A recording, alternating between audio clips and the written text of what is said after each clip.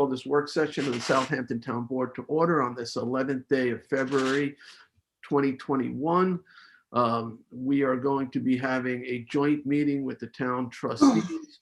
So rather than doing two Pledge of Allegiances, we'll do just one. I'd like to ask at this point the town trustees to call their meeting to order, and then we'll do the two roll calls and the pledge. Okay. Okay, I'd like to call the special meeting of the town trustees joint work session with the town board, call it to order. All right, so let's all rise for the Pledge of Allegiance.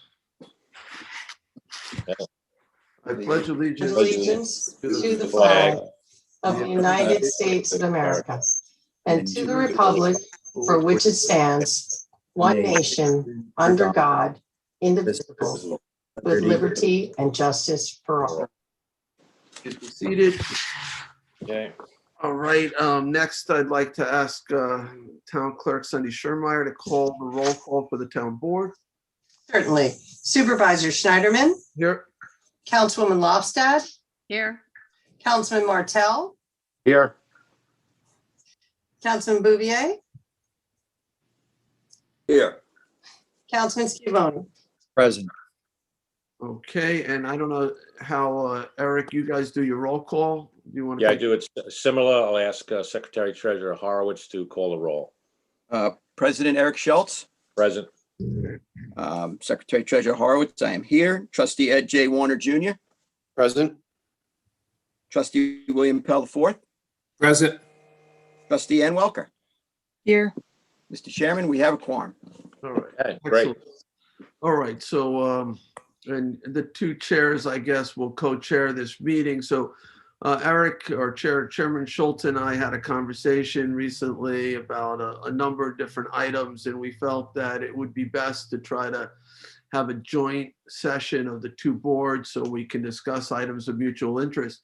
I think this is probably something we should do once a year, at least moving forward, because there's so many different projects, capital projects that we work together on, and so many areas environmentally of mutual interest and financially, that it does make sense. You know, the town board, we get updates from other types of districts like the water district. It does make sense if the town board in the future could have these meetings with the trustees at least once a year. I think it could be productive. What I'd like, I don't even know where to begin, basically. We could certainly start with some of the ongoing capital projects. That would probably be the easiest place to start. Eric, do you want to say anything to start off the meeting? Well, this is a great opportunity for the two boards to get together. As you know, Jay, we've met on several occasions with Scott and I and yourself and the town controller to discuss items. And we brought that back to the board. But this gives opportunity for both boards to say a few things and come together on constituent services. We both represent the same constituents. So yeah, let's get into some of the capital projects. Let me also just say, the town is divided in certain ways, and we certainly, have a tremendous amount of responsibilities that the town board is engaged in. In terms of managing the land, that's most of our focus, though we do obviously manage the waters too, and we're, concerned about roadways. But with the roads, the highway department has certain jurisdiction, and obviously with the waterways, the trustees have certain jurisdiction. And sometimes these things overlap. Sometimes there's more jurisdiction given to the other body, like the trustees or the town. So just for sort of the public's edification, you guys own the underwater lands throughout the town, and you maintain easements and rights of way on beaches and such. And then you also own a number of properties as well. So and you have many roadways. I don't know how many miles of roadways, but it's probably 100 miles of roadways that you guys maintain. So. Right. Yeah, we manage 26,000 acres of bay bottom and approximately 27 miles. We hold an easement on the beach, and that's really come into the forefront, and it's very important that the two boards work together because you have a changing demographic moving out here who are not aware of the different structures, both structures that coexist in the town. And basically with the easement, we control the economic engine of the town. When you think of Southampton, you think beaches.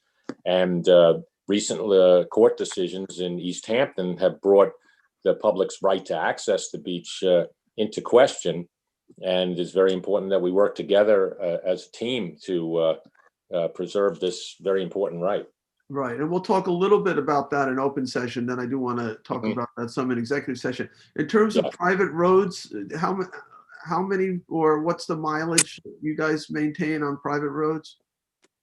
Well, that's I've asked the Bay Constables to come up with a definitive exact number, but it's at least 30 miles of roads that are ancient roads throughout the middle of the hills that were supposedly given to us, or we got when another board of trustees, the proprietor trustees, went out of business in the 1800s. They you manage those, you plow those roads, regrade those roads, etc., right? Maintain them. Yeah. Okay. All right. So with that, let's jump into capital projects. And when we do a capital project, they're paid for through, with taxpayer dollars, we bond for those projects. And then you guys oversee those projects. So there's a number of them, right? Right. Well, Did he jump in? Scott did a lot of work on those capital projects, getting them funded and doing a lot of the legwork on that. I should let him talk about it because I was as everyone knows, I was out of the mix for 2 years. So he was shepherding those through. So I'll let him carry on with that. I'll give you a quick summary. Yes, some of the capital projects that were awarded come out of that capital projects committee, and the town does pay for the bonds, the debt service on those, and some of them we repay for. Now, the one that's just finishing up is Baycrest Avenue down in West Hampton. It was a project that was a deteriorated public safety hazard that couldn't be used for many, many years. Now it's a very nice pier and a brand new ramp. There's a few slips there. It's a fabulous place for a kayak launch as well. We put a kayak launch there. That's one of the projects that the town is bonded for us. The town has a fabulous credit rating, and we have a line there. We have been paying back to the town the debt service on that built into our budget. So even though it's a good collaboration and partnership, it's being paid for out of trustee revenue. There is more of that line available, and that's going to be utilized for Bay Avenue and East Quogue, which I know, Jay, you and I were down there a couple of years ago. That pier is in need of repair. We just got the permits from the DEC for that project, and we will be preparing that with the plans that were professionally done by Cash and to go out very, very shortly now that we've got those permits. Now, you were gracious enough, the capital projects. Isn't Scott, that was sort of a highway and a town piece on Bay Avenue? Well, Bay Avenue or Baycrest? Bay Avenue and East Quogue? Which is the one that we were trying to get the highway, which is now they are That's now. Bay Avenue. Bay Avenue and East Quogue, we were trying to do a collaboration initially between the Parks Department, the Highway Department, and the trustees. The Parks Department has the jurisdiction for the Bay Avenue Park Marina, which is a beautiful little marina. It just got dredged. Then there's a section that's town road end because it's holding the side of the road up. And that transitions then to a pier. And that pier is owned by the trustees. It's a constant source of losing material. It's rotten at the intertidal zone. It's heavily used recreationally and commercially because, all these projects going on in the waterfront, you have to be able to load barges and material. And that's one of the main areas that is done. So we secured a bonding line for almost $1 million around there. Half of it is gone to the Baycrest, which sat messed up for like a decade. Eric Schultz started that project, and then as he said, he was off, and I just kept shepherding it through, and we finally got it squared away and done. Now Bay Avenue will be going. That money is set there for us to take care of that. And then we had two other public safety issues that the Capital Projects Committee, which is handled by the town, that have gone out to bid or are in the process of being sent out to bid on the comptroller's office. One is South Bay Avenue in Eastport, which is right next to Trumpets. There was a pier there where we have boats that tie up and people go there and enjoy their day, and you could not walk on it. You would fall through. So we had to put crime scene tape and snow fencing. And a lot of people go to Trumpets for a wedding, and it's really not what you want people to see from the town of Southampton and the trustees. Right. So that's going to be remedied. You have awarded, or the Capital Projects Committee through the town has awarded X for that. And we all spent a lot of time together, and Mr. McDonald's working on that going out.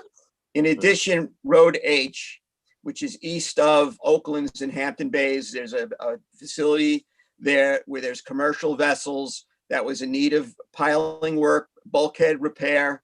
That one also was a capital projects issue. There was a damaged dock there as well that the public uses for access. That's going to be of a repair. So we have 4 decent projects going on. One is done, is Baycrest. Bay Avenue, which should have been a collaboration, but the Parks Department had to jump ahead of us. But now I know the Highway Department is going to be doing their project. I don't know what the timing is, but they hired McLean, I believe, to do theirs and get their permits. And I think theirs are probably done right behind ours. So we got Road H. We've got South Bay Avenue in Eastport, remedy of 2 major public safety issues that are going to be occurring. And then the Bay Avenue, which has been a long time coming in East Quogue. So we got 4 good projects in collaboration. The 2 big ones are going to be paid for out of enterprise revenue back to the town through our contracts line. And then the other 2 are your capital projects. And I thank you very much for working with the trustees. That's very nice. Well, the enterprise revenue, I guess that's like boat slips, or you mentioned vessels coming in to load and unload or whatever materials. Those fees all come back to pay off the debt service? Well, that and some more. I mean, the comptroller would have the figures with probably $80,000-$90,000 of the pool of money that comes in entirely gets added on to prior made arrangements between the trustees and the town for cost share on salaries. So you got cost share on salaries, and then the debt service for those projects, that line goes back to the town on a quarterly basis. And that's how that goes. It's Scott, probably 89. Probably can say that, and the rest of the town board, that the Fort Pond project, which we basically accumulated money for decades from all of our slip rentals and applied it towards that project to pay down the debt service. So we did have a pool of money that we had, I guess, for the whole time I've been there, 15 years, plus prior boards, had saved up for basically to do a project. But these projects have become so costly that now we have to ask the town board to basically bond them for us. And then we'll pay off the debt service, whether it's 5 or 10 years down the road. I mean, we don't have the ability to bond, so we do appreciate the town doing that. And it's important because all of these projects provide public access for everybody in the community. And it's really important that they are safe docking areas and safe access for the public to go fishing, crabbing, or just sightseeing. So I want to thank the town board for stepping up and helping us with these projects. How many slips do you guys manage? Let's see, Spionk Shore Canal, there's roughly 30, a couple of, probably about 45, maybe. Total? Somewhere in that vicinity, yes. Okay. You guys raised your fees, right, on your boat slips, like the end of Bay Avenue in Eastport, and right, you've raised that. Is that money you're using that also to go into your fund for the debt service? Yeah, well, it goes into the whole pot, the whole. Yeah. It goes into a big pot, and then we pass a budget. As you know, we work with the town comptroller, and we, as the trustees, work together. We collaborate on formulating a budget, and we adopt it. And, we work with the comptroller to make sure we're following proper procurement procedures. And And that's what we do. So it goes into the pot. We always try and maintain a $1 million fund balance because, you know, we don't have the ability like you do to tax at this point in time. So we know we have battles that we're fighting that are in serious interest to everybody in the township, public access issues. And we make sure that we have that fund balance that if we need. We also have a small restricted road account, which got about $100 and some odd $1,000, so that we can maintain those trustee roads and not have them eat into the regular budget of the trustees. And we'll talk about that at some point in time. So we manage it very carefully. And as I said, we have the same, you know, protections in place that the town board has.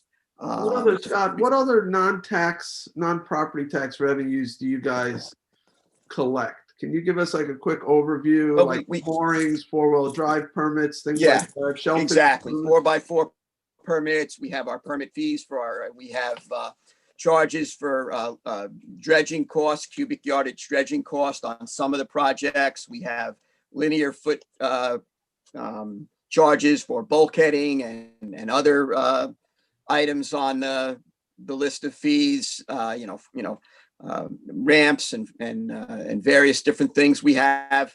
We try and keep it as affordable as we can to the public. We're very mindful of seniors and veterans. You charge for four-wheel drive permits too? Excuse me? Four-wheel Yes. drive? And, Yes. And what about shell fishing permits? Well, commercially, Just- yes, but recreationally, no. There's no What charge about- for recreational. And you charge for parking? We do have some, Agawam. no, not on, Agawam parking lot. yeah, that's all, just Agawam, and that's, you know, but it all comes into the pool and we And it- manage it. To The park? Agawam parking lot is the main source of our revenue that we pay down the debt service with throughout the Right. town. Right. And You need a one thing truck- I'd like to touch on real quick, Jay, is the shellfish permits, the commercial permits. Yeah. All the money that we take in from that goes directly back to reseeding and restocking the whole entire town's underwater lands. So it's some of the projects, some of the programs we have, we do take in revenue, but we try to put it directly back into the resource. Mhm. Okay. Yeah. All right. So so it's let me more just- like an enterprise fund, Ed? Yeah, some of it, yes.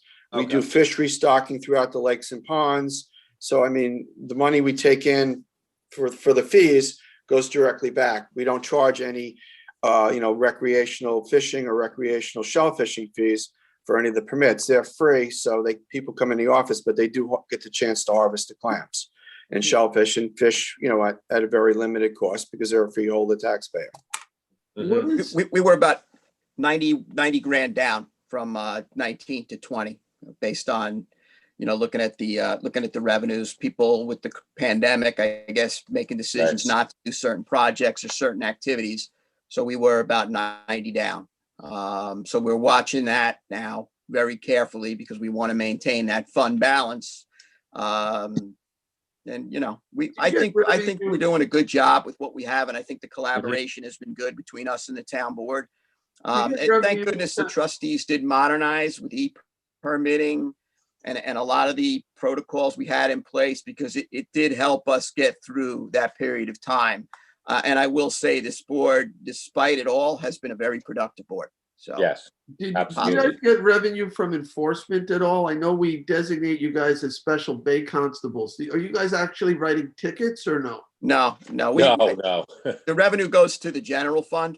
For the enforcement, it never funnels back to us. What is your role as a special bay constable? What does that entail? Well, if we had to sign affidavits because we witnessed some type of a problem going on where there are violations that are generally handled by the Bay Constables, then we would have the ability to, provide that piece of documentation to aid in the enforcement of whatever violation there was to our Blue Book regulations. Because we're the folks that are out there in the field, and we're a lot of times seeing these violations. So we have to be able to assist and uphold everything that we've taken an oath to protect our waterways and make sure people are following the Blue Book code of regulations. And we're there to assist. Right It now, also allows us to go on to private property to inspect bulkheads or violations, as far as I was told. it's always been interesting to me, the role of the trustees, since you guys were created prior to the town board through a colonial patent. Mhm. I think it's often confusing to the public as well as Yeah. to what degree that you guys are a separate municipality or like a village, or what degree you are sort of part of the town. I think it remains a sort of a fuzzy area and one that's Yeah. heavily litigated. So, And that's what I think, Jay, is very important, that the town board and the trustees work together, because with the changing face of the courts, that I don't think they really want to deal with colonial patent law. It's so complicated, and every time we enter into into litigation, it seems that the courts are trying to interpret where we fit into the municipal family of the state. And I think that, like in light of that case again in East Hampton, it's very important that the state legislature and the assembly, once and for all, reaffirm the duties and powers of the trustees, so it's not interpreted by, we're one step away sometimes from a very wrong decision by a judge who's not informed, or an appeals court that's not informed, doesn't want to do the work. I think the state legislature has the remedy to fix a lot of the problems and make a lot of future litigation go away. So, the next item I want to cover, but I want to rewind and give the board a chance to ask questions on those three items we just covered. But I do want to start getting into management plans, Mecox and Sag Pond, and some of the issues with the management plan. We are now funding the trustees with water quality money as well for these monitoring stations and for the opening and closing. But we've covered three topics already. We've covered capital projects. We sort of covered sort of the roles and separation of the trustees, and we've covered their external revenue sources, non-tax revenue sources. Does anybody from the town board have any questions for the trustees on any of those three topics? Yeah, Tommy John? Good morning, everyone. It's good to see you all here on our Zoom call. I guess this question is for Scott. One of the line items in the capital budget is bulkhead repairs. I'm assuming that you do a number of smaller bulkhead repairs throughout the town. It seems it's specifically unlisted, and I was wondering roughly how many bulkhead repairs are done throughout the town in a year, smaller ones. Well, that's a constant battle with the Marine Maintenance Department, and like Eric was talking about the Spionk Shores Canal. Even now, you have people, before the snow is on the ground, people going down there to complain that there's sinkholes that have to be dealt with. And what has been done in a lot of these locations that are slated now for the capital projects is Band-Aids for public safety issues, where they just have to be putting plywood and filter cloth there and filling things in and patching things up so that we don't have people breaking legs and stuff like that. So they're at any point in time, as we are out on our routine, moving around, getting a hold of the Marine Maintenance Department to say, hey, you know what, we got a problem here, Bay Avenue and East Quad, that the asphalt is caved in and someone's going to get hurt over here. They got to go and get materials and supplies, spend man hour to fix it until we can, get the capital project to actually stop with the Band-Aids and fix the problem. There's going to be a bunch of that going on in the Spionk Shore. And I think you're going to also incur a bunch of that. Now, the Spionk Shores has its own, that's separate. There's about 237,000 scheduled for that. Okay, great. So that's good. That's good because it's going to need every bit of that. Yes. And you also are going to have that at, you're going to run into some problems in Baycrest, West Hampton, because we only did a portion of that project, but where it segues into the rest of it on side of the road, that's badly deteriorated bulkheading there. Right. We had to actually stop putting boats there. There was actually more revenue, I think, coming in from that location, but I think it got so bad, I think a lot of it had to be stopped. I think that's going to be a lot more going on there. So it's a constant band-aiding, and I think, some of these capital projects are going to remedy some of that, but there's still a lot of deteriorated stuff throughout the township. I Tommy think John, to commend the staff, the Marine Maintenance Division. It's working really well. Rich Franks is a Bay Constable who has been overseeing it. They're doing a tremendous job. They're fixing all the equipment up. Everything's top notch. They're super conscientious and doing a fantastic job with little resources sometimes. But they've been patching up the town as we go. It's not only bulkhead repairs, but replacement of ladders and on the bulkheads for public safety. There's a tremendous amount of trustee road ends and little structures all over the town. That's what that bulkhead account. And those guys have been out with all these storms we've been having. They've been out, dealing with down trees on these trustee roads and keeping those roadways, open and as safe as they can. And we don't have heavy duty stuff like the highway department. Our trucks are a lot lighter weight. We did get a new sander this year, and the guys are telling me it's worth its weight in gold. It's really working out well. But these guys are, they're out there, keeping those roads safe, keeping those things open through all of this, because public safety is number one for all of us. And they've been really doing a great job for that. Can I ask Okay. a question I on those? appreciate Sorry, that. go ahead. Finish up, Tommy John. I'm sorry. Oh, thanks. I'm sure these bulkhead repairs have their own flavor of needs that need to be solved, and they're each different. I want to thank the trustees for kind of supporting the project at Round Pond. It's actually a bulkhead. It's in your jurisdiction.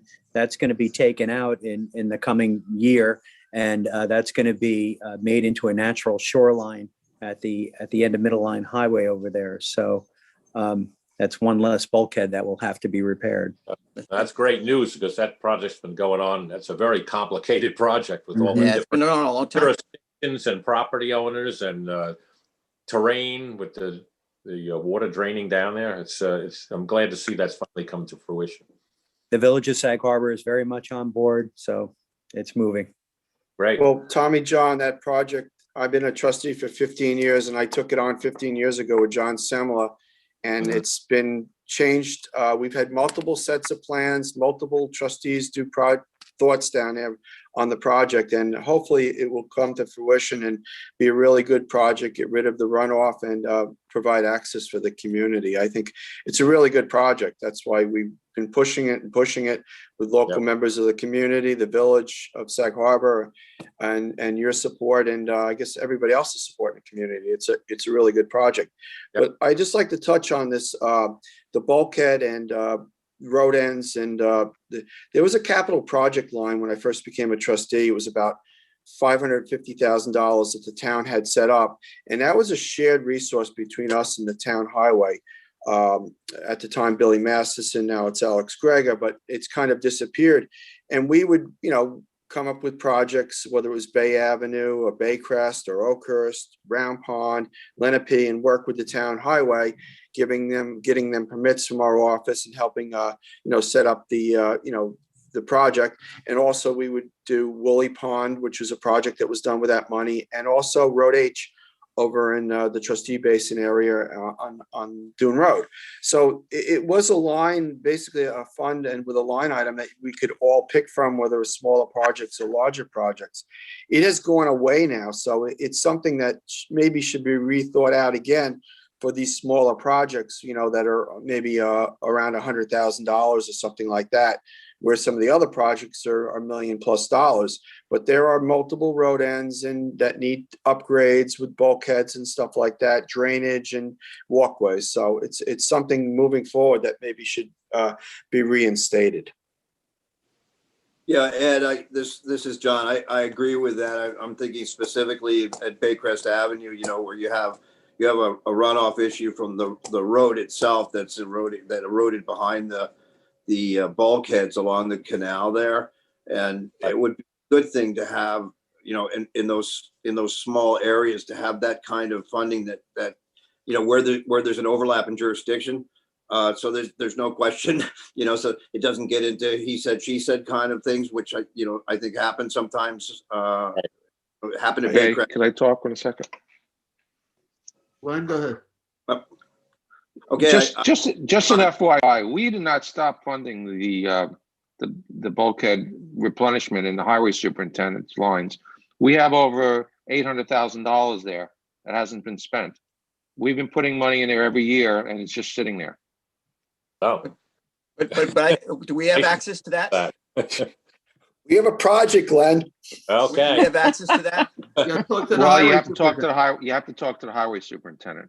Right. Which Highway we used to Department. have a very good line of communication with when I first as a trustee. It's a little bit difficult now, but I would definitely sit down with Alex, and I know Eric and the rest of our board would love to have this discussion and have a joint projects to move forward on several areas. So thank Yeah, you for great. that information. Thank you. Yeah, you actually have there's over $900,000 in that line, and you have 166,000 in your lines for various bulkheads. We can't borrow anymore for stuff that's not gonna be spent. All right, that's cool. Thank you for sharing that with us, Len. So, Now that 166 is not the 160 plus that we talked about in the capital projects this year, right? Or is that? It's the 166,300 dollars is a direct trustee appropriation for bulkhead replacement or repair. Is it committed money or not committed money? It's uncommitted. It's free balance that you folks need to direct us, through the appropriate awarding of contracts, spending to do as you guys see fit. Okay. Thank you. what is left in the line that we're paying the debt service on? We've spent, I think, half of it at Baycrest, but we should have another chunk there for Bay Avenue and East Quogue. Do you know what that number is off the top of your head, Len? Yeah, well, not off the top of my head. I have it in front of me, but I have to open up the file. Wait a second. All right. The other thing, that's fine. The other thing that I would say relative to all of this, and Jay had touched on this. Supervisor Stein. Baycrest has $506,000 uncommitted right now. Right. Well, that's just going through the paperwork to wrap that up. Right. And then there should be more in that section there that's slated for Bay Avenue, because I think we're paying on about $1 million somewhere in there. We went through like 3 different hits where Bay Avenue has 165,000 allocated. but then there's another one, I think, that's supposed to have more. Because last you and I had a conversation, we were at almost 9 something total. Beyond Shores. For the 230. trustees. Yeah, I Tommy think John, you just you put, must be reading the same schedule I am, right? yeah, but you just put Spionk Shores, but it's not for Spionk Shores, it's for Bay Avenue. You just kind of put that name in there as a placeholder. Okay, so you guys need to direct us. That 270, Okay. that should be over at We can Bay for Bay straighten that out. Avenue. We can straighten that out internally. We'll do that later. Let's, What I wanted to say, and Jay touched on it, is that, it's been a great collaboration with the projects he's talking about with MECOX and with SAG, because with the town partnering up, you're getting fabulous projects there for water quality and for those ecosystems. And in addition, that has freed up the money on the enterprise side of the trustees to be able to send back to the town, so that we could pay the debt service on those projects, Bay Avenue and Baycrest Avenue, because without that, we wouldn't be able to. So it really has been a great partnership, and it's really benefited the environment, the ecosystem, and repairing of deteriorated stuff and public access and all the recreation that goes along with that. So there's been a tremendous amount of good that's been done by the collaboration of both of these boards. Yeah. So Can I want I to say go back? thank you for that. I want to go back to the trustee roads, which I don't know if they're quasi-public roads because it's trustee owns them, or whether they are private roads. I know in the case of private roads, the people who live on private roads, they either maintain or don't maintain them, but the highway department, which is funded through tax revenues, do not do work on those roads, not even plowing, except for in emergencies. Right. The people who live on these trustee roads, which are in basically private roads, the entire tax base of the town is paying for grading and plowing all through this, the marine maintenance division that you spoke of. Are you considering at least offsetting some of those costs with those that are benefiting from it? Because maybe in some cases, the public benefits if it's access to a waterway, but if it's not access to a waterway, it certainly seems like those properties are, getting taxpayer funding for their private roads. Is that something you guys are looking at? Well, the thing is that we don't view them as private roads. I mean, the public, anyone can drive on these roads. Any trustee properties are public property. So it's a very difficult situation. Some roads were given to us in deeds up in the Shinnecock Hills, but the other roads, which were old traveled roads, which were owned by the proprietors, essentially, what the decisions have been in the past is that those rights reverted to us, and we inherited these roads. We really don't want to be in the road business. We want to be in the clam transplant and access business. That's a difficult question about how we're going to work this out. I think executive session is the appropriate place. But okay, go ahead, Ed. You do realize that up until this year, the roads that were the trustee roads, I would say were completely maintained by the trustees through either curb cuts or, road review committee. And basically we Right. started out at $7,500 when I first was a trustee. I believe it's at $19,000. It's a one hit, basically to get a permit to build, CO and stuff like that. You show us and you get the permit to build. Right. But going forward, these roads, we've used up this whole fund basically on, buying plows, buying sanders, and then start to, fix and patch them and do drainage projects. I believe we started out with almost $400,000 once we combined Yes. all the roads together. And we're basically going past that 400, and now we're asking the town to borrow money to infuse money in that so that we can pay for our marine maintenance, the plowing, the sanding, and other, basic, essentials on these roads during the winter season. So probably by next year, they're going to be a cost burden on us. We will not be incurring any of these $19,000 infusions into these accounts are very limited because most of them are built out. And one thing that I have learned from our attorney when we start to look into them, a lot of the properties are town properties or county properties or open space properties that adjoin these roads. So we're not going to get all of this revenue that we initially thought from these, properties that have built on these roads. It was kind of startling how little revenue we could possibly get from them. We did have our special counsel, Joe Lombardo, start looking into it about 5 years ago. And unfortunately, he got sidelined doing other projects, but it's not the funding that we had initially anticipated. So I think we're going to have to look at a different avenue to pursue moving forward. Yeah, under the 280A statutes there, it's really supposed to be that you calculate how much improvements have to be made with the assumption that it's going to become a town road at some point. So if one person applies for a building permit, you take that $19,000 and you possibly start grading the road. Then the next person comes in and then they'll put a first lift of asphalt down. But that really hasn't occurred. And now we're into the point where some of these original improvements are almost 20 years old, and we all know that that requires maintenance after a while, and they're not up.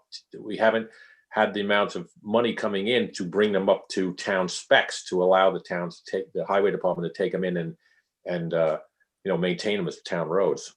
Right, and the problem is with some of those improvements that were made, they weren't done to the specs that, say, the highway department would. And a lot of times they're traveled by a lot of heavy trucks and delivery trucks, and they get destroyed pretty fast, and that's happened to us.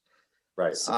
There's been, I know that Constable Frank sent the report. I know our assistant town attorney Sean Cambridge has it, with the amount of time that is spent out of that maintenance department just taking care of these roads, whether it's a storm or whether it's just, like you said, the grading aspect, dealing with potholes and down trees and, all this other stuff. It's quite substantial.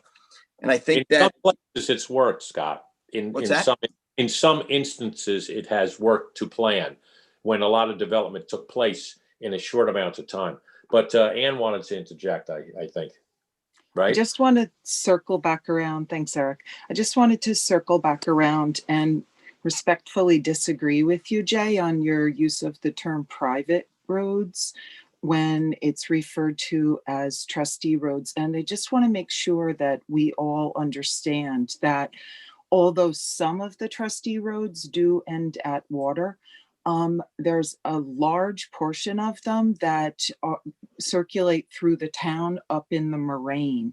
And there aren't many west of Shinnecock Canal, just Canoe Place Road, and then Canoe Place Road on the east side as well. But the majority of them, thanks to the app Waze and similar shortcuts, are very heavily used by the trades and by local people. Old Sag Harbor Road, Little Noyak Path, Widow Gavitt's Road. Those roads get really heavily used, often by people that aren't even residents of the town. So when you say that these are private roads for the homeowners on those roads, it's not the case Well, frequently. should And I some do, of them be town roads? I mean, should some of them be in the town highway? Sounds like that's what we're saying here, yeah. Some of them, like Widow Gavitt's, maybe that's, that's a of paved it. road. Some I- of it Some of it is, some of it isn't. There's, that's another thing that I just wanted to touch on, that there's a fair amount of confusion when you go into GIS and look and see who owns these roads. Some of them and it's very complicated. That's why Joe Lombardo, to his credit, has not made as much progress as he could, because you have to look back through deeds that go back hundreds of years in some cases to see where that ownership originated. So it's confusing, and I'm not sure of the right answer, Jay, as far as if these should be taken into the highway department system, but I just know that our 3 full-time marine maintenance employees are doing a bang up good job. Mhm. Are some of these trustee roads really only serving a few private residents? Almost like a private driveway? No, that's the point No. I'm trying to make, Jay. No. If There's you a were couple of to, chunks like that. excuse me? There are a couple of little spurs that will service 3 homes. There's Right. one on Well, Line I'll- Road. I've seen a couple like that. there But are most of paper them- roads that have right. not been improved that connect all of these Right. roads. Well, I can elaborate on that, because like I was saying before, that in some instances, the payment was enough money was taken in to bring it up to town specs, and that portion of the road, of the trustee road, was taken into the town highway system, but the additional area was not. The highway department was taking chunks, so there's some chunks left over that have not been improved yet, and that's why you see that situation.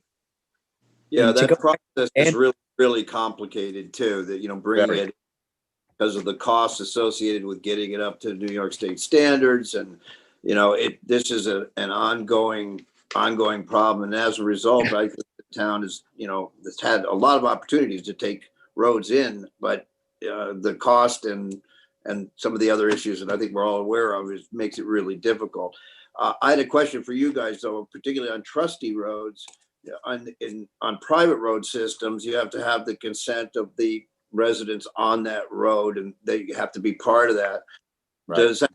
Do you believe that same rule applies on trustee roads? If you think that it's a good thing to have a trustee road taken into the highway into the road system?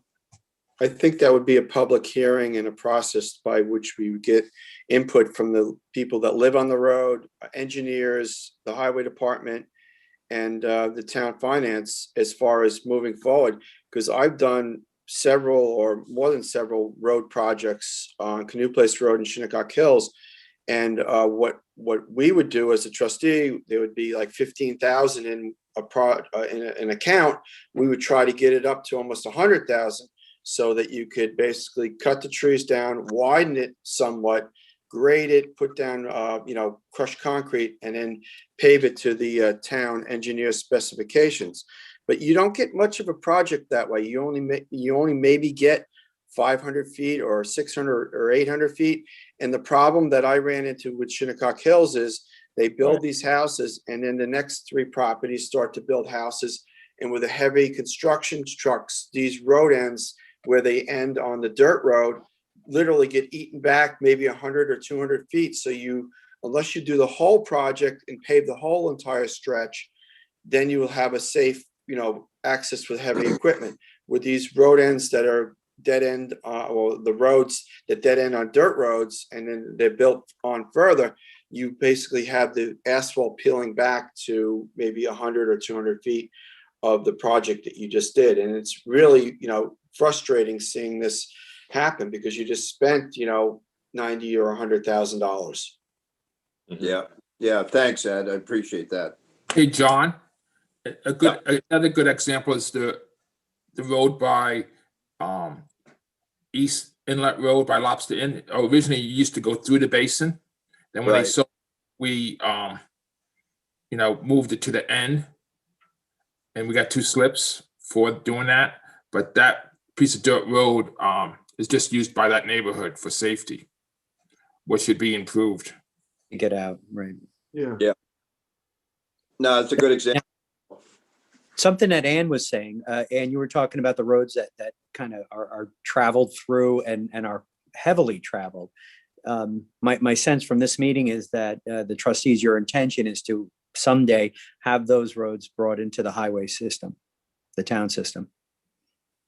That would be the most That would make sense. thing, The ones that yes. don't lead to water, but we talked about this, and I guess the town wasn't ready to move in that direction. And I know we were getting a lot of complaints and a lot of public safety issues. And at one point we had discussions with outside contractor, like for the snow situation.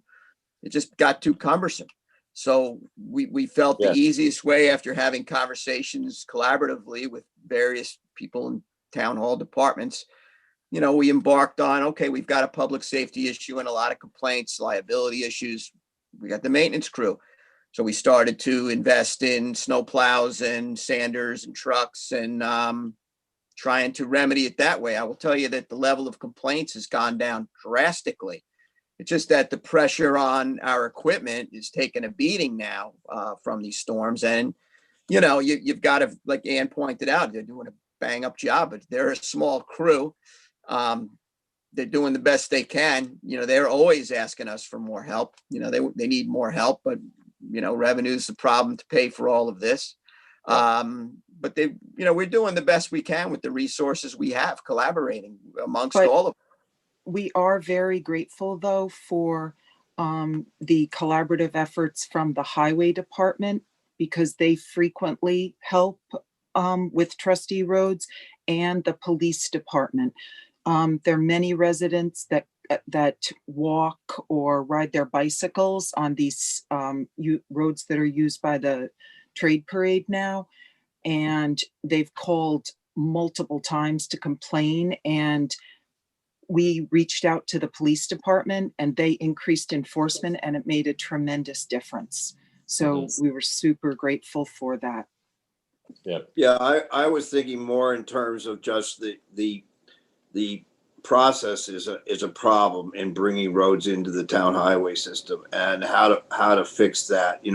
Eric, you'd said about 30 miles of road around Shinnecock Hills and so forth. And, I don't even have a real sense of how many. I know in the town on private roads, it's in close to hundreds of miles, if I have that right. All over. Yeah. That So the would cost be- process of bringing those in, maybe that's a place to look at how to streamline that better. Obviously, they have to adhere to New York State rules and drainage issues, and the cost per mile, if you start adding that up, it's a big number. John, maybe you could look at it in sort of a phased or a pilot project, and just target one section of road that you would look at and see if it could be done, just trying it that way with one. Yeah, I No, think the not- start though, Ann, is to have, a really comprehensive idea of how many trustee roads there actually are. Yeah, And right. what that is. That inventory, I think, would be helpful in starting that discussion. We need some Absolutely. help. We need some help with that because we've been trying to do that. That's been an ongoing discussion amongst us and much longer than I've been on the board. But I think I understand your comprehensive idea, but I really do think, just to point to Jay and Tommy John's thoughts, is the roads that don't touch water are the ones perhaps that we really need to focus on. Right. Well, Exactly. No, just that as far as priorities go, but you need to, in order to do that, you really need to understand the problem in front of you before you work on the solution. So, and I think held it up all the time. Every time we have this discussion, not you and the trustees and the town board, but like in the road review committee, and this is a constant question that comes up Right. all the time. And it may be a good idea to have somebody from the trustee board, when those roads come up, to be part of that, that road review. Make sure that they can access it and say, okay, this is a trustee road or it's a private road. Sometimes that question comes up, and that would make sense to have that inventory. Right. Yeah. I and know just- GIS was working on putting together some sort of inventory. I'm actually asking Paula to see if she can come up with the email that says where they were last. But I did ask them to do it, I think, after our last conversation last year, looking to see, and the problem is, like Ann had said, I think, is the ownership, looking back hundreds of years to see who actually owns the roads. Well, who might be helpful with that? The town historian or somebody within that department, right, Sunday? Well, we've been working with Ross Baldwin in GIS on this project back when Joe Lombardo actually came into our office, and Julie was working with him on that. We went through several copies of deeds that came out of the trustees. What's Archives. it called, Eric? In Hampton Days. Uncle Joe's or something. What was your storage thing? Uncle Bob's. Uncle Bob. So yeah, sorry, it was Yes. Uncle somebody. But there was a lot of copies that we were able to identify that I believe were useful for that research. But she has been a resource. We've been helping with this for several years. And Ross is really the key to this. He is extraordinary and very interested in trying to develop a system to identify all of these in the GIS for your use. So Great. Paula had forwarded me the last email that I got from Ross, and what they did is they separated out trustee maintained roads, and then some are called potential trustee roads. And I guess those are the ones where we have questions. So there looks like there might be a place to start. Well, Yes, there were some ownership questions in Yes. roads over the years, and whether they were, whose they actually were, because I know you had some issues with neighboring properties that were trying to grab these roads into their Yes. ownership. So that, I think that started a lot of this going to. right. Right. And we provided to Ross and everybody what we called a priority list, because those are the roads that the guys are out working on a regular basis. So those are ones that, either we believe we own, or historically the trustees have maintained. So we wanted to at least start with that priority list, because that's where we're expending money, we're expending labor, we're working there. So that's where we started, on where we know we've been maintaining.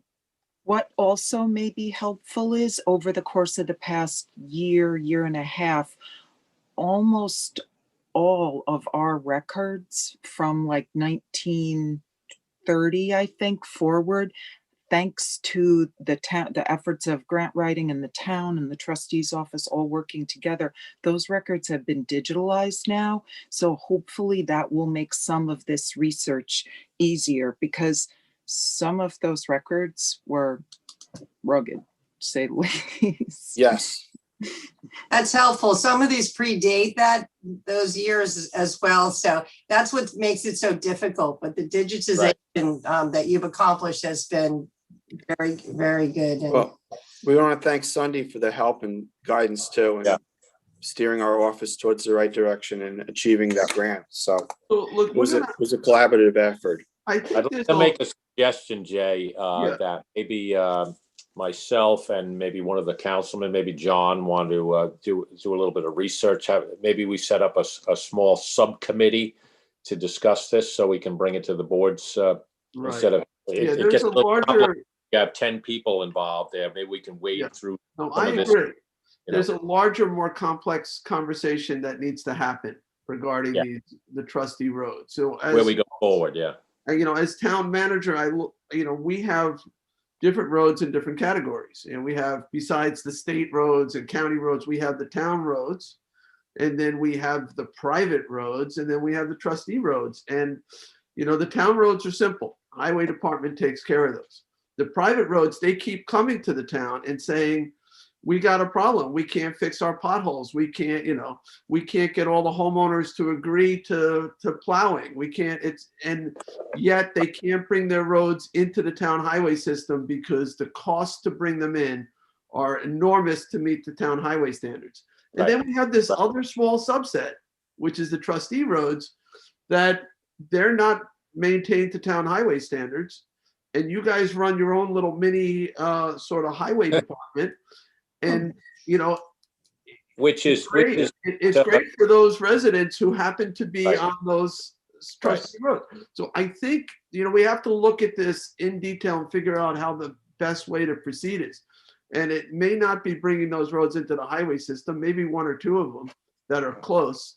Right. But the other ones, we might have to come up with some sort of equitable sharing or figure out a system. And, honestly, there's probably a lot of people with private roads. They would love to give their road to you guys. They would give it to the trustees just so you would do the grading and the plowing. But And just not- to insert, So, there's a fairness issue here. And that's right. I don't want to solve it today. We opened up the can a little bit. I agree with you, Chairman Schultz, that we should have a separate subcommittee that works on this issue and try to figure out what the best approach is.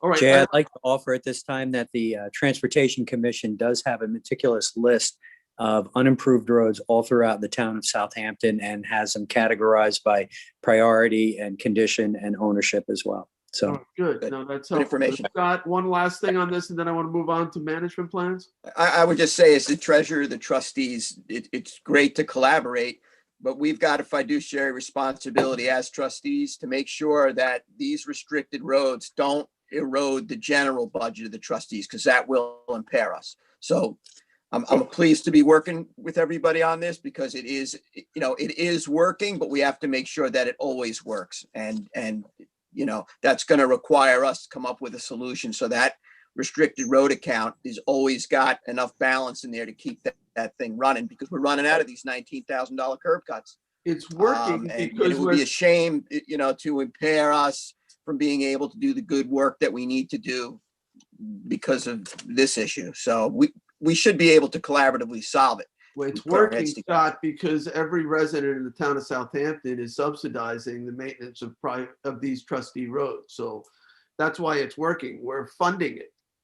So we have to just look at it to see what the, for Well, issues of fairness and That's equity. One Yeah, final well, thing I'd like to say. when you say we're funding it, what do you mean? I mean that marine maintenance is coming out of the town's general fund. That is Property right, taxes are paying right. for maintaining these trustee roads, and maybe that's the right thing to do. Well, but there is cost share coming from the trustees towards that as well. There is a substantial amount of money that comes on our contracts line back to the town of Southampton to offset those costs. So Right, we but would that have to could look use- at it. That could be used You've for got the all- nail right on the head. That could be used for water quality. That could be used for any function of the trustee. Correct. Right. So You've got the it's nail. basically being used to maintain these roads, which are not all identical. Granted, Right. some, as Ann mentioned, some lead to access points for the public. Others, some are, major routes for the trade parade, and others may be, smaller private roads like we see in other portions of the town that just, provide access to a cul-de-sac of homes. So let's not solve it today. Yes, No, but agreed. you hit the nail right on the head. Yeah, When you said it's a fairness issue, you hit the nail right on the head. You're right. exactly. And like You're right. we're doing this, we're considering this with our recycling centers too, that how much of the burden should be paid by the users, how much should be paid by the general fund, and trying Right, to come up right. with the right formula. And I'm not saying that the Same people thing who here. live on Trustee Road should carry the whole freight, but should they carry a slightly greater portion than the rest of us? That's Right. all. It's a complex issue, and realistically, it doesn't make sense for a municipality to have a duplication of effort, to have two separate highway departments, each buying their own set of equipment and everything. So Right. eventually, we hope to be out of the roadway business, but until that time, we'll all work together on it. Public All right, safety. so let's switch topics here. I want to go to managing water bodies, and in particular, Sag Pond and Mecox Bay. And, we are now funding those two in terms of the opening and closing. You guys have reviewed management plans that have not yet been adopted by the town board and not really been discussed in detail with the town board. You are in the process of securing permits for the DEC for 10-year permits to open and close. And we're all, we are funding now the opening and closing as well. I hear there's some moving parts in terms of the plan and whether the plan is being adhered to strictly in terms of when the cut's being closed, if it's being open for longer periods of time. I get that it's a really tender balance between the flooded properties that are around Mecox Bay and the ocean properties that, make claims that the longer it's open, the more the sand transport is interrupted and it changes some of the coastal dynamics, which they fear will lead to erosion. So you have property owners on the ocean saying, close it as fast as possible. Property owners on the bay saying, leave it open as long as possible. I want to sort of focus for a little bit on, the Mecox management plan. What's the status of it? And what are you guys doing in terms of, those long-term permits and addressing some of those issues? And I know some of this may cross into litigation issues in executive session, but in terms of the open session portion of it, we've had no conversations about these management plans and no public hearings on the town adopting any of these management plans. So Eric or whoever wants to speak to this. Well, just let me start out by saying that if you go back into the town records, even back into the 30s and the 40s, people complaining about the height of Mecox or the condition of it. There's been several studies done on Mecox, but I would say that there's probably a 1 or 2 week period in the year that we don't get some complaint about Mecox, as far as it's either too high, too low, too warm, too cold. There's clams on there. There's duck hunters on there interfering with the ice boaters. It's constant all the time, and we got to tread lightly in this discussion about what we're talking about as far as the management plans and how it could affect litigation.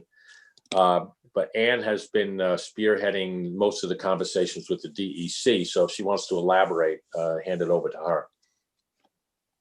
You okay with that, Anne? Sure.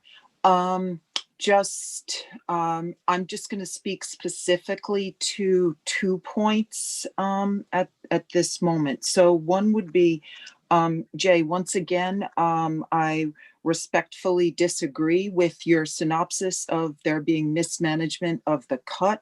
No, I didn't say that. As far as Not that it was mismanaged. I just said, I was just trying to frame the conversation in terms of some people claim it should be closed earlier. Some people claim it's, it should be closed later. Yeah. Wind that back, take back those words then. So specifically referring to the closure time period. So the Mecox management plan that has been adopted by the trustees states that the cut must be closed within 25 days of it being opened. So we are constantly monitoring that. There was some confusion with that date at a point during last year, I believe it was during 2019, but it might have been during 2020, where the DEC issued an emergency authorization to open the cut, because that's how, so because we don't, so the 10-year dredging permit expired in 2016. We've been working to get that permit legit again for the past basically 5 years. One portion of that the DEC required was the MECOX management plan be part of this. So MECOX management plan, pulling all of that together took a little while, but that's now in place. Because we don't have the 10-year dredging permit, though, each time the cut is open, we have to go through a lengthy procedure that is deemed an emergency authorization. And when an emergency authorization is applied for to the DEC and during the endangered species season, also to Army Corps and United Fish and Wildlife weigh in on that. It's super complicated, but those emergency authorizations are what we're working with now. So to speak to your 25 days, DEC issued an extension to our opening, and that in this one situation, it exceeded the 25 days because we listened to DEC, not to our management plan. So that's where things were a little complicated. I believe, though, it was only a few days that it was open longer than the 25, but I can check on that if that's of concern to you. So that's one thing. We are abiding. Is it open or closed at the moment? Open. It's open right It now? opened, yes. We opened it. We opened it in the beginning of January. It was open for 25 days. We closed it Friday, January 29th, if I have the date wrong. It was closed for approximately 3, maybe 4 tidal cycles. And then there was that was the weekend of huge storm surf. It opened itself on Saturday, the day after it was mechanically closed. So. And it remains open now? Yes. And it will. Are you waiting for it to naturally close, or do you close it back? So we are monitoring it daily, sometimes multiple times a day, and seeing what happens with it. We will plan on opening it, on closing it, if it gets to the 25-day time period, due to the eyes that are on us with the litigation. There's not a lot of water moving back and forth, though, right? No, no. It's very narrow and very shallow, and it's complicated because the channel that's deep and that where we've been opening it is over on the east side of the floodplain there, right up against Scott Cameron Beach. When it reopened itself with this high storm surf, it opened, interestingly, across the flood delta plain, which is all the sand in the back, and it's coming very slowly through the center of that beach expanse right now. Okay. So it's draining slowly. Can I make one further comment? Being that we have not achieved getting our 10-year maintenance permit, which allows for a one-time-a-year dredging to the deeper part of the bay, which allows a much more efficient draining and exchange. It's actually caused major problems. Basically, without this, we need emergency authorization.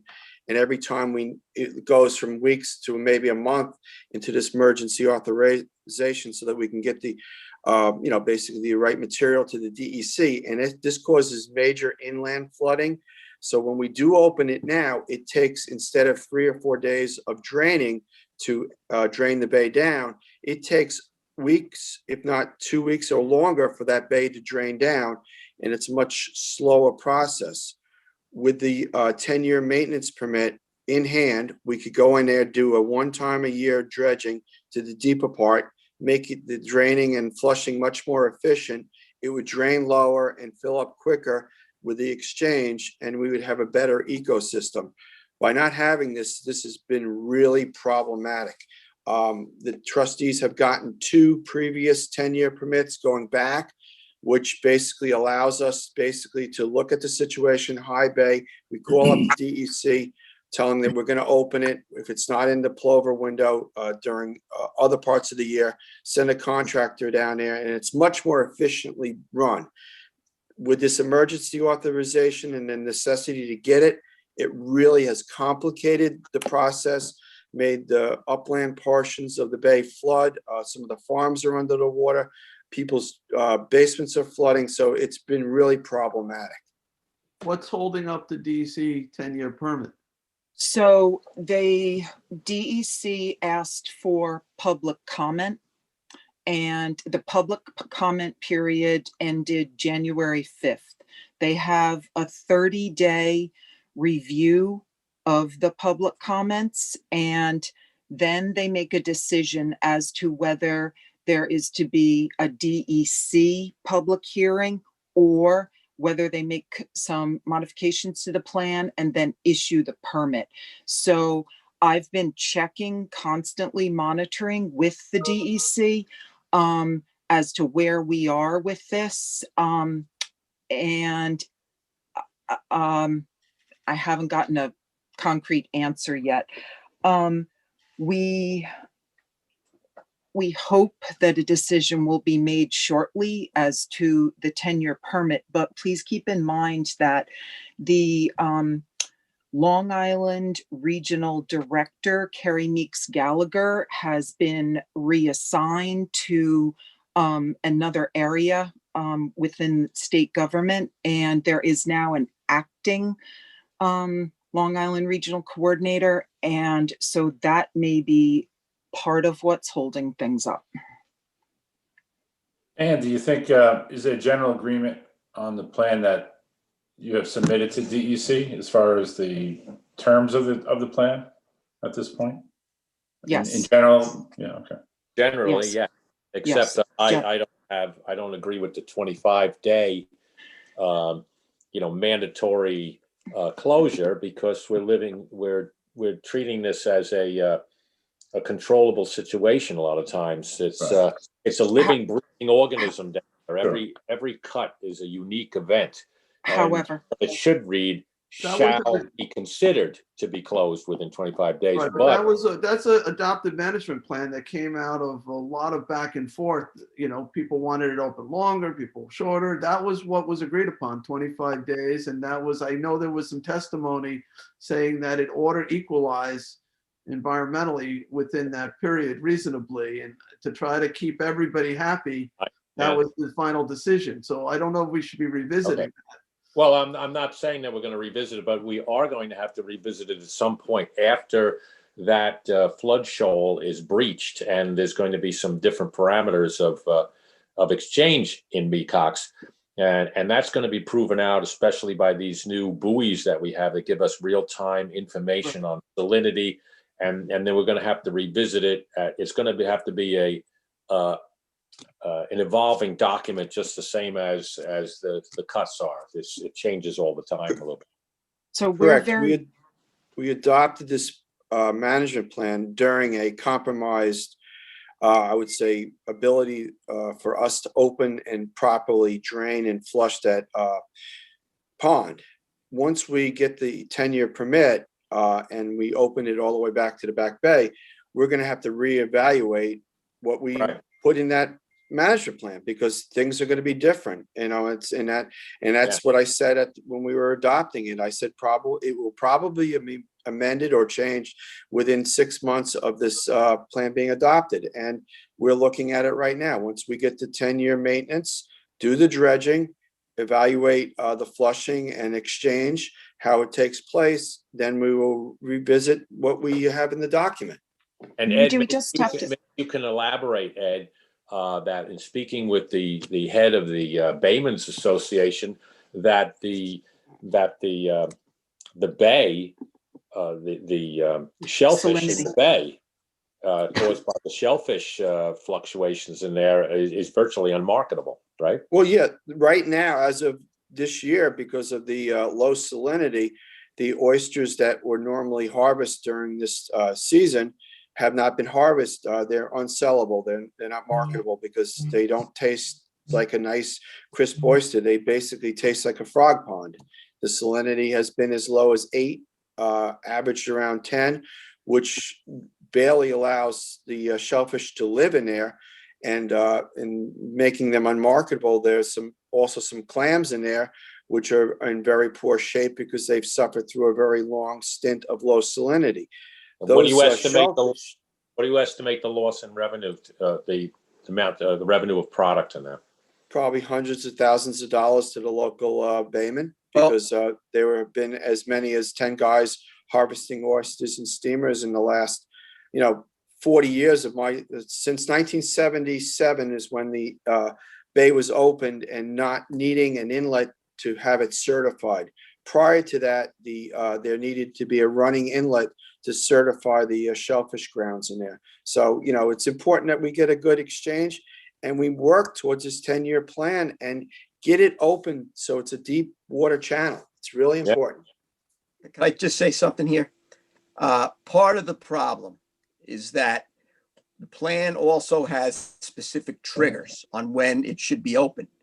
And we can't operate under the opening triggers, which puts that ecosystem under greater stress, okay? Because if you follow the plan and you hit certain parameters and you open that and you get it to go, then you can get that circulation that you need. And I think you're going to get a better shot at maintaining salinity and water quality. But here's what happens. You hit that point in time and you say, we've hit it, we need to open. And then you get a letter that says, you need to provide us with this, all this stuff. So then the town attorney's office and the trustees and the local community then has to get letters and do all this work while the clock is ticking and days are going by. And now, so if this is your level where you were supposed to trigger, now you're up here. Now your entire system is backing up. It's getting worse. And then to further compound the problem, now you have weather systems that are moving in that are creating situations that are going to make failed openings.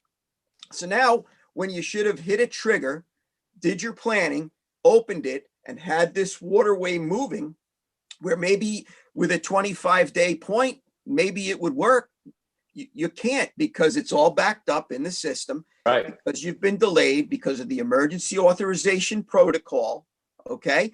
So you're not getting a fair look at this right now because of the delay. And sometimes you're delayed by weeks when you have these weather systems.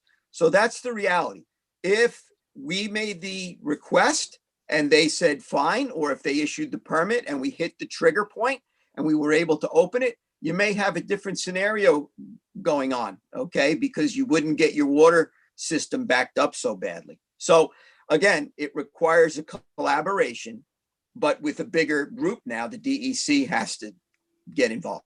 So And Let me see, anybody from the town board, we're just specifically talking about the Mecox Bay Management Plan. We haven't even talked about Sac Pond, but any town board members have any questions about the management of Mecox? Well, only an observation, Jay, that, the issue with being held up, the cut, and I think Scott was perfectly spot on about it, is that they have to have some discretionary ability to open and close depending on conditions and situation. And the DEC, with the 10-year permit, I think that should be built into that. And I think just by being a 10-year permit, that allows you to build in that discretionary, that Correct. the ability to do that.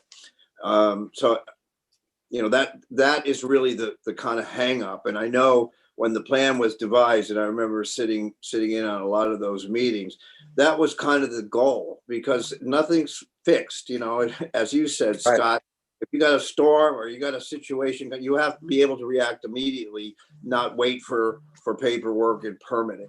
And it's a constant uphill battle. I think you guys always have when it comes to permits. And Scott, Eric, you and I had talked about, you know, trying to find a better methodology with the DEC.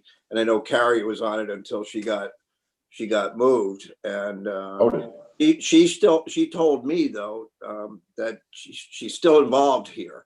So yeah, well, she got promoted. Conversation. I mean, she's up in Albany now. She got promoted to a higher level. So yeah, So right. I just want to circle back around, Jay, and as you rightly pointed out, the trustees are very grateful for the funding opportunity that was granted through the Water Quality Protection Plan, both for MECOX and SAG, for the salinity, the 3 salinity stations that are now up and running in MECOX Bay. 2 of them are fixed, and 1 of them is a floating station, and also for the cut openings. For SAG, we were granted not only cut openings, but also research that's being done by Dr. Christopher Gobler. And there's also a collaboration with some folks that live on the pond that worked with Conic Land Trust. So there's some work being done there. And then we're also funded for a management plan for Sag Pond. So the 1 year of research has now been completed, and 1 season of research, and now we're looking to put together the parameters that the trustees, we just had a discussion at our meeting the other day, looking at what we would like to be part of this management plan so that we can then go out to bid on it. We just have to keep in mind here that these coastal ponds are an anomaly. There are 3 of them on Eastern Long Island. I don't think that many of them exist, maybe up in Massachusetts, but, and we have 2 of them, MECOX being the largest, SAG, and then the 3rd being Georgica Pond. And we are I'm constantly speaking with either Friends of Georgica Pond or the East Hampton trustees, learning about what they're doing in Georgica, because they're a little bit ahead of us in some ways and some not. But so that's a good collaboration too, just learning from each other with the management of these ponds. Just to circle back to the 10-year permit for a moment. The acquiring, when we acquire the 10-year permit, it will give us the opportunity to open the MECOX cut as needed from September 1st until April 1st. So during the non-endangered species season. That is our arrangement now with Army Corps of Engineers. They let us open it as needed. And those, again, pointing to Scott's triggers for bay height, salinity, dissolved oxygen. Those are the major, but what we're also going to have to look at is the presence of harmful algal blooms going forward, because that is an extremely concerning situation in Sag Pond. And also this past summer, there was a harmful algal bloom in MECOX Bay. But with the 10-year permit, we're granted the right to open and close as needed during the non-endangered species season, and then with emergency authorization between April 1st and September 1st. But we're also granted a one-time annual 1,600-foot channel, or I might be a little wrong on that number, but straight down through the flats in the back. And that's what Ed was referring to. So that would greatly help the title exchange and the management of these cut openings when that permit is granted. I have one Go ahead, maybe Julie. offering. So just to confirm, Anne, the time frame was at the January 5th was the end of the public comment, and then DEC had 30 days to review. It's now February 11th, so they should have an answer for us. They should, yeah. DEC works, they're doing the best they can. Let's just put it that way. I have reached out basically weekly to check and see where they are and when they do have, I don't have the number with me. They have a certain amount of time after their review to make a decision. Okay. So that's where we are right now. They don't make a decision in moments. It takes Time. Hopefully it will be timely. I still think Julie's correct. I think that's at the point where they do owe us a decision. Yes, they do. As I stated, they have a certain amount of time within which to make a decision. So we're in that time now. I have been reaching out to them, asking for updates, and I get some answers, but not a lot. Does that permit I also will apply to, is that also for Sag Pond or just Mecox? Just Mecox. And do you have We a have- 2-year permit on Sag Pond? Yes. Yes. That's Yes. still in effect then, okay. Yes, that's good. When you get the ability to do that straight channel, that 16-foot channel you mentioned, you're gonna end up with a lot of sand. Are you gonna allow sand to be sold or, allocated to downdrift property owners on the beach that have lost the sand, that have come into that cut? Or do you have a different plan for that sand? That sand came from the system, and our thinking on that is that it needs to go back into the system. There are some different schools of thought on exactly how that should be implemented. The trustees have done things in one way historically, but that's still an ongoing discussion, but it needs to be back in the system. Yeah, it once So was traveling, there was a point where sand was a major source of trustee revenue, selling sand. But, it's very, I think it's more important to me that, the sand be used to address erosion, so that's within that system, that those who have lost the sand I don't think they should get it for free, but I think that they should be given an opportunity to purchase it at a discounted rate. Right. And Well, use it to shore, but somebody has to calculate who's lost the most, who's in the most need. It has to be a fair allocation developed. well, Jay, you have to look at it in terms of that sand comes from the cliffs in Montauk.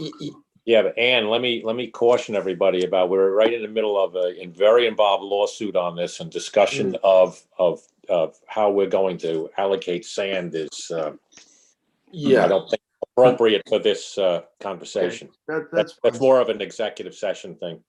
Okay. Yeah. All right. But the concept is, though, as we've always adhered to, is that Mecox sand has to stay in the system. Yeah. I think that's Can't be important. So trucked it can't out. be sold and moved to an area. No. It's in the permit. uptown It's or- in the New York State DEC permit that we will be getting. It specifically states it has to be kept within the system. Yes. Yes. So it could be updrift or downdrift. Is still within the system or no? Correct. Yeah. Yes. Within there was an established parameter of what the system it was involved. All right.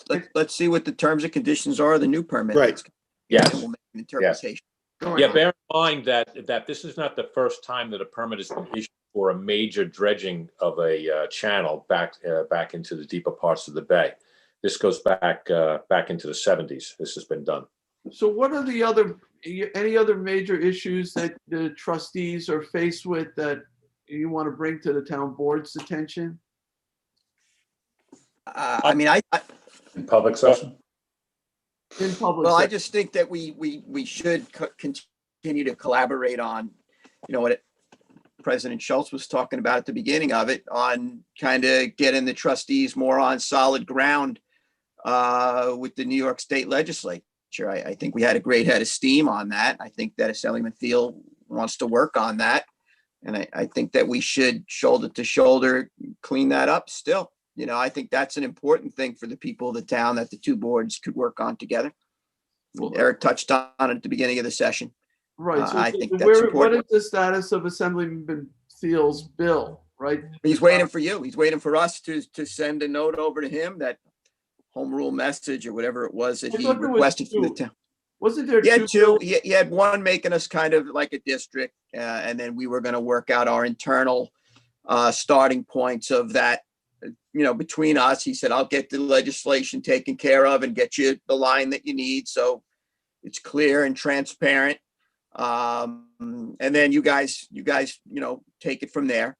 And then there was another bill there, like President Schultz was talking about, regarding some clarifications of the trustees and so Right. forth. Oh, it's a separate But bill. I think we would serve Right. the constituents, the freeholders, especially at this point in time, very well if we did collaborate and we did accomplish that through the legislature. I think that we owe it to the generations to come. We Yeah. see where the vulnerabilities are. We see where I want to say threats are. And this is, as you alluded to at the beginning of the meeting, the economic engine of our township. And I think we should do whatever it is we can to put the trustees on solid ground. Here we're talking about trustee roads and we're talking about fairness. I think that you eliminate the handshake deal and you clearly, transparently codify it so that every taxpayer can see it on their tax bill as a line. The trustees know where they're at, and then they can budget beyond that with their enterprise revenue and continue to, work with the town so that we could best serve everybody in this But community. just So to I think, clarify, so the two bills, one of them, I don't know, needed a home rule message. One of them was sort of to clarify with the state legislature, the understanding of the trustees as a municipal corporation and Yeah, what yes. its powers were, I guess, within villages, et cetera. The other piece was to create a line on the tax bill that was would provide some additional transparency, so the public could see exactly how much money was Correct. going toward the trustees. Yes. Because tax money is going toward the trustee now, but you don't see it on your tax bill. It gets blended Right. in. correct. So, Right. my understanding was that Assemblyman Thiel was sort of waiting for us all to be on the same page, that he Correct. did not want to, he was trying to assist us in this, but didn't want to create friction. So was sort of waiting for, all the trustee members and all the town board members to say, yes, this is the direction we want. And I don't think he ever got there. I don't think there was ever unanimity. So I don't know where we are now, but One of the issues is again, kind of like with the road issue, is what's actually trustees and what's actually the towns. And it's not just roads, it's equipment and staffing. And I think that what we had to do is draw that line and say, okay, Right. this is theirs and this is ours. And then we at least know where we're starting from. And I think that because, again, back to these old documents and other things, it's Well- difficult to do. So I like the think the road comptroller- issue, it's maybe we need to set up a subcommittee just to work on this issue. I think that's a good idea. I think that the comptroller has a very good handle on the staffing end of it. And I think the reality is that the assemblyman wanted to secure the line, and there was a phase-in period over a period of time. It was 1 or 2 years. And he said, listen, let me secure the line, because in principle, this is a good thing for the taxpayers of this town, and it's a good thing for the town board and the trustees. And then this gives us 2 years to work with our comptrollers and our attorneys and do exactly what she's saying and decide, okay, HR is this and IT is that, and these are your employees, so forth. And then get that to then fund into that line. It was a transition period. What he wanted to do was secure it through the state assembly and the Senate and get it in place is what he wanted to do, and then give us that phase-in period to do it. In my conversations with him, I don't think he felt that it was reasonable for us to have all of those issues resolved before we asked for this from the state. It made more sense to get the authority and then fund it in, because we could spend years trying to do this exercise, but never be successful on attaining the legislation. That would be a terrible thing. So if they're willing to do it, they're willing to give the authority, it's greater transparency to the taxpayer. It is what it is at the end of the day. Jay's 100% correct. There is general fund tax revenue that is being provided to the trustees to run operations for the benefit of the community. It should be codified and it should be transparent. And I think that's what this did. That's my view. So I'm willing to work on a subcommittee and work on this. I think it's important. But it's equally as important to redefine the duties and powers of the trustees, because if we join, like I said, the municipal family of this state, or not join, but are recognized there, it brings up a lot of other benefits to us, like a case in point, the pump out boat program. That was a trustee program, but we couldn't avail ourselves of any grants because we weren't recognized. We wanted to buy sensitive properties that were wetland parcels that we had to have the town board do the work for us because we weren't recognized as a municipal entity. It wasn't written into the state law. We've constantly forgotten about because there's only 3 of us in the state. And some, you try to explain that it's hard enough to explain to people who live here, but try to explain to some legislature from Erie County what we are and where we fit in. We definitely have to become elevated in stature because we are the oldest board in the United States. It's just inconceivable that it's just mind-boggling. Well, you're correct. You've got the oldest body politic. Yeah. You're right. He's right. We're the oldest continually elected board in the U.S. We're probably the biggest landowner that there is in the town of Southampton, underwater lands, road, whatever. The holder of the patents that protect us all for this public access and this economic engine. Right. You should have at least the same stability that a fire district or a library has. Okay. Well, I think that's how Fred, I think, approached this, as if it were like a fire district. Mm-hmm. Yeah, but that's the tax line. I'm talking about just even control of the easement. A lot of this is, and this wouldn't be the first time this was done. The Acts of 1818 and 1831 defined the duties and powers of the trustees. So now it's time to redefine it again. That's what Fred is. That's the other piece of legislation Fred was working on. It went nowhere. I think your suggestion for subcommittee was a good one. He's got to get on the stick and get it done. All right. So any other issues besides that the trustees want to bring to our attention? I know we're gonna in executive session talk a little bit about the East Hampton suit, but there is an overarching issue of concern. I saw in Chairman Schultz's interview about access in general to the beaches and concern over that. That was in the newspapers, not just vehicular access, but even sunbathing access to beaches. So we'll talk about that a little bit more in executive session. But other things that are on your radar that you want to bring to our attention? I do have one quick thing to state. The staffing. We're looking at the marine maintenance guys, 3 guys working night. And now they, plowing snow, cutting trees, and then going to work during the day for the trustee part of their job.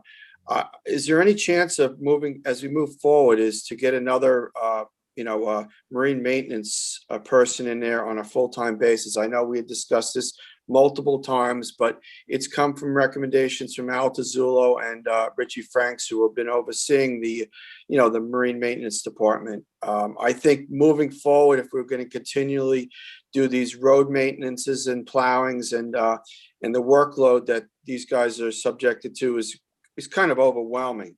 Well, One I other think- thing I'd like. I think if, the budget for this year is the budget for this year. I Yeah. don't know that the board's going to revisit it. We can talk about it in the budget for next year. But I really think we need to look at that larger picture of these private roads. So now you're saying we're going to spend even more taxpayer money on maybe I shouldn't call them private roads, trustee roads. But there are Yeah. certain people who are unduly benefiting from that. And Correct. whether they should pay a portion, that small portion may cover that additional maintenance mechanic. All right, that's know? it. And then one other topic know. is our office staffing. I know we've asked year after year about getting another full-time person in there. In the time that I've been a trustee, we've gone through 19 part-time provisional helpers. It's a real burden on the staff to train them for months on end and then have them leave. Is there any way we could look at, maybe sit down? I'll gladly sit on a committee and look at that. Because I mean, our office really didn't miss a beat during this whole pandemic, thanks to e-permitting and all the help of the town. But it's really been putting a lot of stress on the work staff. I mean, we lost a part-time or a shared resource, Rachel Lamagardi, going to the conservation board or land use. So now we're down another half a person. So I'd like to sit with yourself or Len and maybe try to come up with some kind of formula to get a full-time person versus these multiple provisional people that really, they work out temporarily, but on the long term, I think it's a detriment to our office. That could be budget neutral, a situation like that. I'd have to look at it, but your liaison is what? Is Julie your liaison to, or Rick? Rick Martell. I believe Rick has. So Rick, you want to work on setting up a meeting? We can talk about Sure. that issue. And Absolutely. bring We've Len discussed to it briefly before. I think we brought it up. I think I emailed everybody over the summertime. It's something they really need in that office. It's crazy in there. You just have to understand there's two concerns when you make part-time people full-time, right? So one full-time actually costs more than two part-time because of the benefits, right? That, the health Yep. package alone is another like $25,000, $30,000 on top of it. So it's a significantly more, but also you lose the seasonal flexibility. With part-timers, you can really maximize in a seasonal area how many bodies you have available to respond to things. We don't have an even workload across the year. We know that the summertime, there are more people here, more demands on the water. In your case, you're going to have to really make your case that a year-round person is better than 2 or 3 seasonal people. Right. Because of that. Because Yeah, of but Jay, a turnover of 19 people in a short amount of time like that, the amount of time that goes into training these people is taking away from their other duties. right. So it's not like it's a waste. It's just, it's a tremendous amount of input and resources go into training. Right. I'm willing to look at it. I just thought those are 2 important points, that it's more expensive, a year-round person. It's like, it's like 3 part-timers is 1 year-round person. And then you lose the concentration of staff availability in the peak seasons of the year. But we'll have the conversations. Let's figure out what makes the most sense. Well, we do have online and e-permitting, which has really helped us, and it's spread the workload throughout the year. So that's why I'm kind of thinking that this might be a better way to go. But I'll gladly sit on, have a meeting with Rick and whoever and discuss it further. Yeah, we had a meeting over the summer. Rick, myself, and Len Marchese, and whoever you want there. Okay. All right. I'd like to just make one quick point. As trustees, we are subject to land use issues. And according to vast amounts of research and literature, it has been determined that the majority of the nitrogen and phosphorus entering our water bodies comes from outdated septic systems. So my question is, given that there are over 300,000 septic systems in Suffolk County, Southampton Town has been very proactive. There have already been over 1,500 systems that have been upgraded within the town. But how do we incentivize our residents to update their septic systems to the innovative alternative systems? This is a much bigger question, but I just wanted to throw it out there. And just to wrap up, thank you for taking the time, each of you, to have this conversation today. I think it's been very beneficial for all of us. Well, I'm going to let John Bouvier respond to incentivizing the sanitary system upgrades, and then we'll close out. Right. And we'll go into executive session to talk about some other matters, so particularly litigation matters. But John, do you want to take a moment to respond to Ann? Yeah, I mean, and we've talked about this a lot in the last few days, actually. But you know, the incentive is that we provide a rebate of that cost as well as the county. And I think it's incumbent. You know, I'll throw it back. You know, we make every effort we can to publicize this. We have where these systems are installable, but it doesn't, you know, in the 0 to 2 travel zones, but that doesn't mean that they're not installable anywhere within the town. And, you know, when you come across your constituents in the course of doing your work, particularly in groups that are having an impact based on the sub-watershed contribution to, let's say, Mill Pond or one of the ponds, that's to talk to them and say, you know, this is what's available. You know, we make every effort. Where CPF is about to put out another one of their brochures to emphasize that. But, you know, we do radio stuff. We do a lot of things like that to try to encourage people. And I would say that that's really is a kind of a grassroots effort to make your constituents aware that they have that opportunity to do that and do the right thing and help reduce nitrogen and phosphorus. And we do have systems that take phosphorus as well as nitrogen out, particularly for the freshwater bodies. So, I mean, we can talk about, you know, I can show you the campaigns that we've done, and, you know, you could apply that as well to your constituents.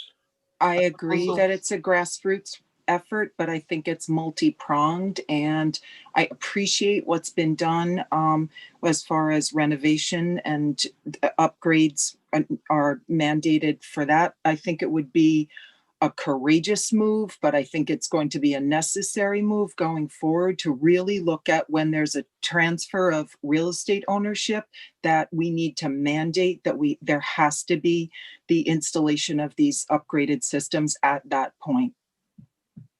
Well, that's in the works, and you know we are just looking at that, particularly when it comes to cesspools, which are the highest contributory system there is, making that a mandate and rolling that through.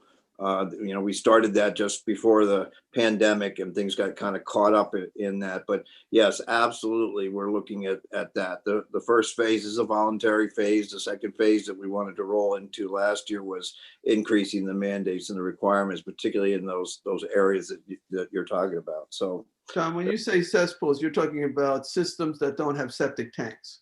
Correct. Okay. Yeah, those are the old systems, the legacy systems from the 50s and 60s that 40s. Have almost 15,000 of them still exist with the town of Southampton. So it's kind of, you know, it's a lot. There is a mandate that, you know, if a system fails, it's to be replaced with an IA system, as Ann said, that, you know, when we have substantial reconstruction or new construction in those 0 to 2 travel zones, we've had a lot of success because of that. But the next phase now is to go after those other targets to start exploring that, which we are, and we're looking at that carefully. The issue, there's another about 300 systems now, right, John? About 300 of these systems are in the ground in the town. 1,500. 1,500? Yes. Wow. 1,500. Wow. So we're way ahead of any other area, as far as I understand, in terms of these systems. But it's a learning curve as well, too. And there's new systems that are hopefully coming online that might even be better than some of the current available systems. Hey, John. But John has been working very closely on this, and we may be looking to expand the areas where they're required. Right now, it's in the 0 to 2 year with, travel time zone, and that may go to 5-year travel time zone, right, John? That's what you're looking at? Yep. Okay, so, but, well, thank you, Ann, for bringing this up, and I think it is an important issue. It is the studies are showing the largest contributor, but, out on the East End too, there's no question that farmland is also a contributor, nitrogen and phosphorus, and then residential lawn fertilizers and pesticides, those are issues too, so. Well, it's interesting, the more scientific approach we take, particularly to monitoring, and this applies almost more specifically to freshwater bodies, where the actual contribution comes from. There's a percentage of it comes from septic systems, a percentage of it comes from runoff, and it's not consistent across the different water bodies. Really, It's site specific. Yeah, And it's, of you have course, to do that study, and you have to look at that to know where your primary source is, and then how to lay out the plan to remediate that water body. certainly one of the ways to approach the issue is to reduce the input of nitrogen, and I think that's really critical. We're also looking at, within the bay systems, increasing flushing rates, like we're talking about with MECOX, but also we're looking at promoting aquaculture. Where, I know you're involved with the Lake Agawam situation, which you guys still own the bottom land, even though it's in the village. It's not our water body in the town, but there's a lot of innovative approaches, permeable reactive barriers they're looking at for Lake Agawam, ultrasonic devices, that Hydrogen peroxide. hydrogen peroxide. So, I'm following that closely. I know you are as well. And we're developing different sets of solutions. We'll find out what works and what doesn't work. I think that's a good sort of a test laboratory, Lake Agawam, to see what works. And maybe what we learn there, we can apply to Mill Pond and other areas as well. And of course, in Mill Pond, we do have quite a bit going on together, with what is it, Princeton Hydro, and trying to come up with the best solution for Mill Pond. And we did change the drainage on. Yeah, they've on Deerfield. just issued a report with recommendations, and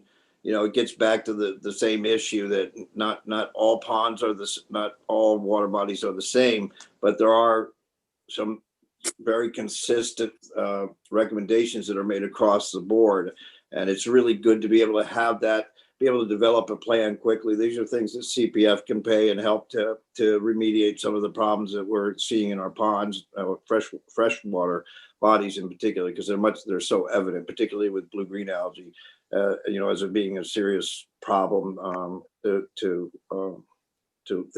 people and animals and so forth, with heavy blooms. So it's a good report, I think, and I think we're going to pick that up. And in the next week or so, we have a meeting. Hey, John, Yeah. I have a question for you. You mentioned when a septic system fails, then they have to put one in? Because I have a couple of neighbors who septic system fails. You can smell them. One actually pumps his gray water out into the woods. I was one of the first systems in the town. So it's always good to lead by example in the systems, if you live close to the water. So the Suffolk County Health Department came down and said they could not go on the property to inspect the septic system because it was failing, and it's still failing today. I could smell it yesterday with all the water melting.